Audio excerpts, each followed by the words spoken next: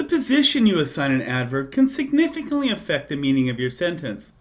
Let's compare the position of the adverb only in the following three sentences. Only I can understand your argument. This might mean no one else can. I can only understand your argument. This might mean I can't agree with it. I can only understand it. I can understand only your argument. This might mean, but not your motives or the arguments of others mystify me. Now, when we're talking about a modifier, what we're really talking is about an adverb and adjective which is used to modify either the subject or the predicate of the sentence.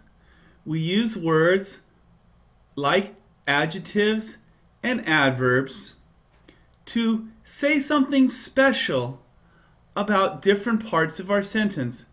Sometimes it's to completely change the meaning of the sentence, and sometimes it's just to amplify the meaning of the sentence. We'd like to focus on a couple of problems having to do with modifiers, where the modifier is not used correctly. A misrelated modifier is one with a flawed relation to the term it modifies. Either the modified term is hard to identify, or the modifier unnecessarily interrupts another construction, or there is too much distance between the modifier and what it modifies. Now, I find that the problem with misrelated modifiers is that there will be a modifier in the middle of the sentence, and we're confused about which part of the sentence it's modifying. Is it the subject or is it the predicate? Here's an example where the modifier is in the middle of the sentence. And again, this is a problem of spoken English versus written English.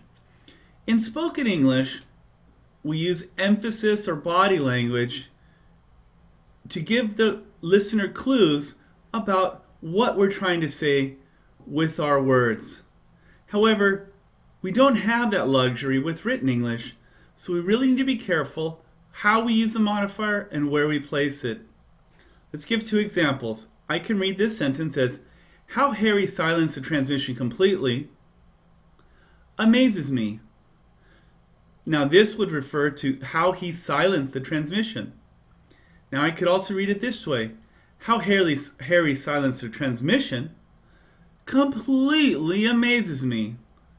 Now we're talking more about the amazement rather than the fact of him silencing the transmission. Here's another example. The modifier, the adverb, is on Tuesday. Again, it's placed in the middle, and what it's modifying is really very ambiguous. Priscilla was confident on Tuesday she would receive a call. In other words, she's really focusing on that Tuesday because she's expecting an important call. Or we could read it this way. Priscilla was confident on Tuesday she would receive a call. In other words, she was confident on Tuesday, but not on Wednesday.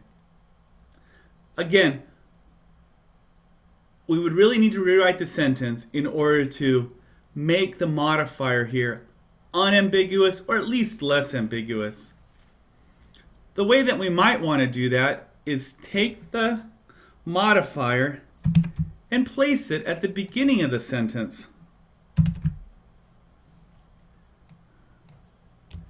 If we do that, we can erase it from the middle of the sentence, place a comma right after the modifier, and then the sentence makes a lot more sense.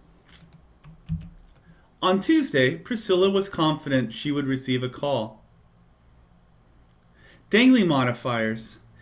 Dangling modifiers is something that was touched on in the video presentation number 11, because it is rule number 11 of Strunk and White's Elements of Style. A participial phrase at the beginning of a sentence must refer to the grammatical subject. Here we have a participial phrase, but referencing a grammatical subject which strains possibility, a rash. Really would need to rewrite the sentence for